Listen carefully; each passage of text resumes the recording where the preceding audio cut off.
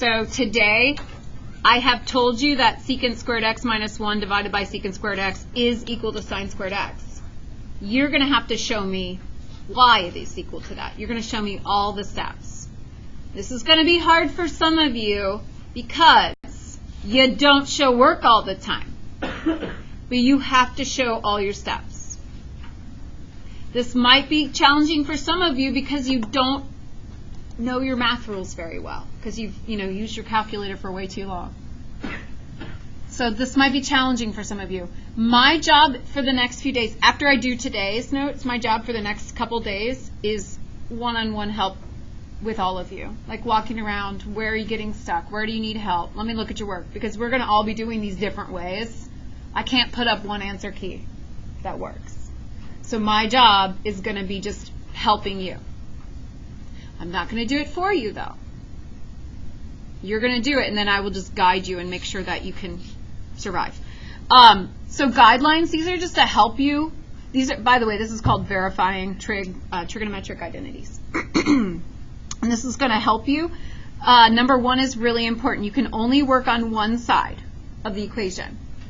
So when I look at my first example down here and I say secant squared x minus 1 over secant squared x is equal to sine squared x, I am only going to work on one side of the equation. I am not going to touch that sine squared x once. I'm never going to change it. When I'm done, the left side will say sine squared x when I'm done moving stuff around. I will not do anything over here. I will not multiply both sides by secant squared x over 1. We're not trying to solve an equation. These are equivalent. We have to show why they're equivalent. It is often better to work with the more complicated side first and look for sides with subtraction is more complicated than division. I promise you, it is. So addition and subtraction will be the easier side to work with. Look for opportunities for factoring. So we just spent a couple days reviewing factoring. Look for, when you have fractions, finding a common denominator. Look for possibilities to use these identities to substitute for what you need. Pay attention to the other side to see what trigonometric functions you need to convert to. And then if you have no idea what to do, just make everything into sines and cosines. All right? So we're going to look at this as first example, and we're going to say, I'm going to start with the left side. I'm going to work on the left side because that's way more complicated than sine squared x. That's how I chose that.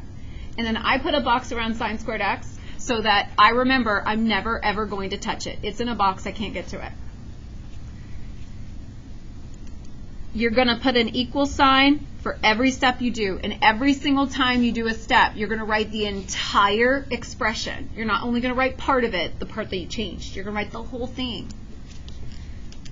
So here's my thinking. I'm looking at this side. I see it's sine squared. And I'm looking at the left side, and I don't see any signs over there. And in fact, if I'm thinking about changing secant around, secant is equal to like cosines. So I see no signs over here whatsoever. But somehow this is equal to sine. So I might start flipping through my identities that I have from notes. You guys have your identities out? Are there any identities in here that have cosine converting to sine?